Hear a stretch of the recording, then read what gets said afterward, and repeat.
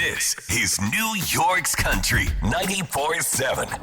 Hi, I'm Katie Neal from New York's Country 94.7, hanging out in the radio.com theater today with Old Dominion. They just released a brand new album. Congratulations. Yeah. Thank you for coming to see us. So now you've got Meat and Candy, you've got Happy Endings, and you have a self-titled album now, which you only get one of those in your career. So why did you guys decide to do that with this one? Is that the rule? Like, we can't do it again? Then how do you distinguish between Old Dominion 1 and Old Dominion 2? I don't know. It would be pretty funny, though.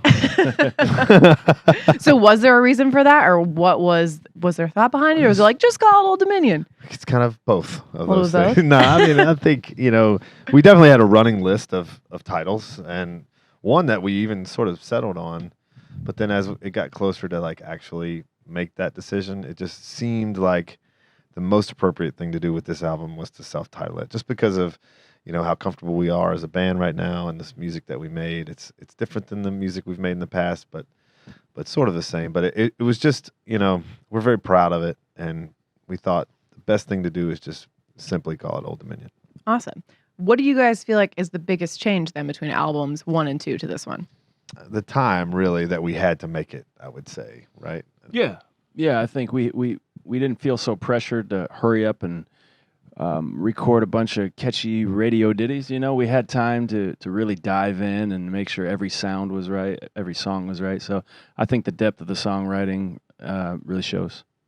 I'm a huge fan of your music, so I'm going to nerd out a little bit, but I felt like this album is a little more like even vulnerable. Not that you guys weren't vulnerable before, but like you guys have a fun way of like taking like a deeper topic and making it light and delightful and like fun to sing along to. But with this album, like an example, like some people do, it just like, that was the one I remember listening to, just like stop me in my tracks. Yeah, I think you kind of nailed it. Like, I think maybe it was a defense mechanism a little bit to be like, serious song, but hi, don't you want to dance to it? But now this time, we kind of stripped that away a little bit a few times, and we're a little more out there in the open, which was a little, nerve-wracking at first, but now that it's out there a little bit, it seems like people are responding well to it. Yeah, and some people do. That's the one you guys wrote with Thomas Rhett, correct? So who came up with the piano chords for that song? Because I feel like that is what like takes that song to the next level. Like it really cuts deep. Right? I mean, that was actually TR who did that. He was, he was sitting there. We were almost done writing that day. We had written another song, and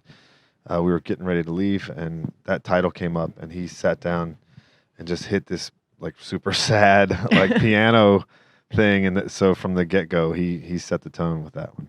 That's awesome. So the current single, One Man Band, talk about the day that you guys wrote that song and where the inspiration for that came from. Love that one also. That one came from a guest that was on our bus. It was a radio person that was on our bus, and seriously? Yeah. You guys are taking song pitches from radio people now? He didn't mean to pitch it. I should have come with a list. It was just something that he said. He still doesn't know. He said One Man Band in a sentence, and when he left, I said, "Oh, we have to write a song called One Man Band. That's a cool angle on a love song." And then we were all talking about it. It was time for us to go on stage, and we were standing there on the side stage, and our intro music was playing, and they were waiting for us to come out, but we were over there singing One Man Band into our phone, trying to get it down so that we wouldn't forget it for later. So then we went out and played the show and came back to it like in a month or so and finished the song. How often does that happen that you like think of a song and if you're like, I don't record something right now, I will completely forget it and it's gone forever? All the time. I mean, every one of us on our phone has a long list of voice memos. A lot of them embarrassingly terrible, but some of them are little like, gems. I just can't lose this spark of inspiration. Yeah. I gotta keep it. So you all played a huge part in writing on this album. You also co-produced it with Shane McAnally. So spending a lot of time, like you said. Do you have like a favorite memory from, either the creative process or recording or writing this album that kind of stands out that'll stick with you as like, that was album 3?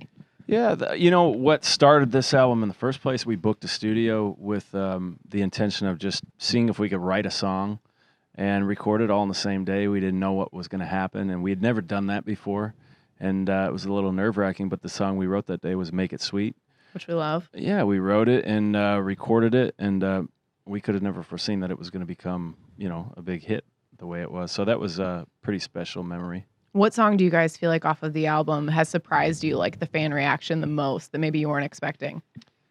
I think when we did put out Some People Do, it was to kind of see, because we weren't sure on a song like that what the reaction would be, especially coming from us. So that one surprised me. Just, I felt like it was a great song, but you're I like, wasn't are people sure, going to sing along to this? I don't know about this. Yeah. Yeah, for me, that's one that was surprising. So you guys are going to wrap up 2019 with an album release, and then 2020, you've got the coveted slot opening for Kenny Chesney next summer, which you have to be excited about. We're stoked you guys will be back at MetLife Stadium next year. It's just got to be a lot of fun for you guys, right? Yeah, MetLife was one of the most epic shows out there in the rain, pouring down rain. I think I have 100 videos from that show of you guys just running that around, was so having awesome. the time of your life. yeah. That was a great show. So yeah, it's gonna be fun to be back. Super fun. You guys also the reigning CMA Vocal Group of the Year, back to defend that title again this year. Speaking of raining, yes, what a transition! Congratulations on that nomination. When you guys look at up and coming other bands like LANCO or King Calloway, what is your advice to a band where they're at, that you wish that you guys had known 5-10 years ago to becoming successful? I think it's just don't tell them. Yeah. Don't give away. Quit now. Quit Yeah. now, LANCO. You're done. Not that good. You're done. I'm looking right at you. You're done, LANCO. That's our advice to you. We are advice. sticking to Give it. up. It's our slot. It's taken. No, those guys, we're friends with those guys, and they got it figured out, man. They're just doing, they're making music that they love and sticking to their guns, and that's really all you can do. And hope people, come towards it, but they won't because we're standing in your way. Yeah, or lose 3 members and become a duo. Move to a different category. Awesome. Well, good luck at the CMA Awards. We can't wait to see you guys back next week. Make sure you get Old Dominion's new self-titled album out everywhere music is sold. Thanks, guys.